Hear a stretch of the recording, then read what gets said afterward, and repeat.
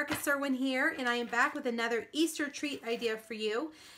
This is your classic matchbook style treat. You can see how it is clasps down here at the bottom like a matchbook, like an old-fashioned matchbook. Whoop, I just pulled that one apart. Let's do this one. It opens up like that, and it slides under like that.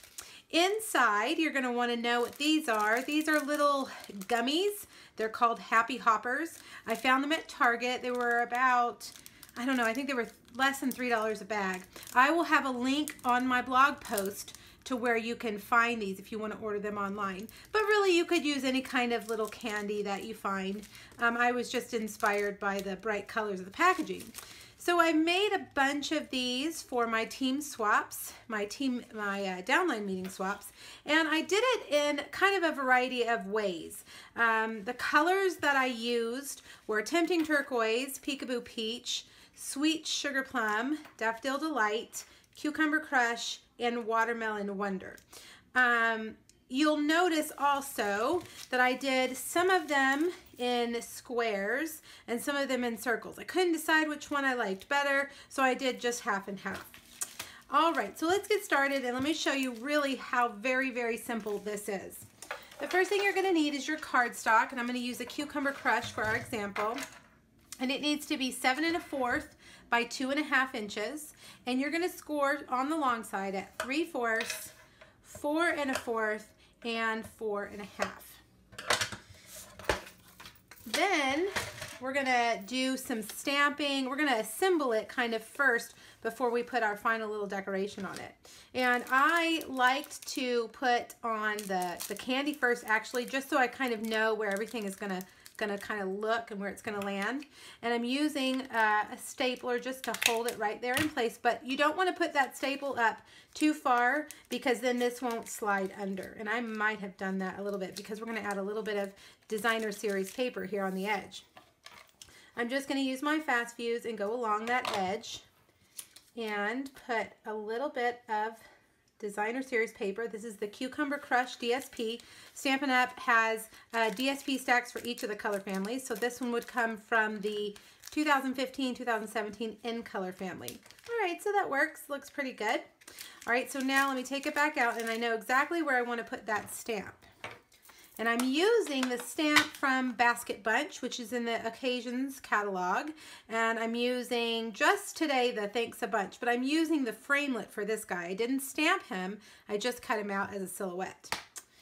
All right, so Thanks a Bunch, and I'm just gonna put it right here above my DSP. And close that up. And that part is done. So let's make the cute little embellishment. I am using craft cardstock, and like I mentioned, I couldn't decide if I wanted to do that square or the circle. Let's look at them again.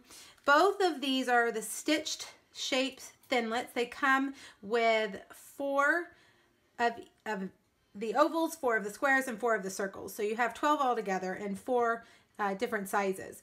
So the ones that I use, the ovals, the squares, and the circles are all the third. I wanted you to see them together. They're all the third smallest. So count 1, 2, 3, and I'm using the third smallest. The oval and the square as well as the circle was the third smallest. All right, I'm going to use craft cardstock, and we're going to cut 2 of these out. For this one, I'm going to do the square.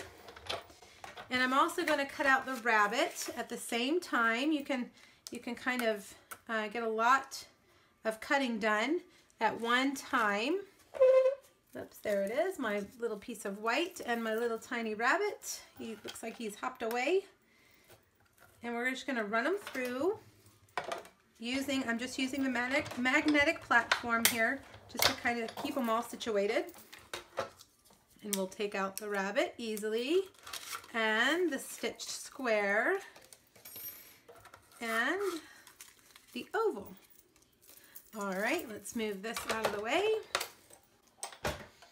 And now here is where we're going to use a lot of dimensionals. There's my rabbit. He keeps hiding from me, just like my real rabbit. We have a rabbit at home, a pet rabbit now, and she likes to hide. The other day I was panicked I couldn't find her, and she was hiding under the bed.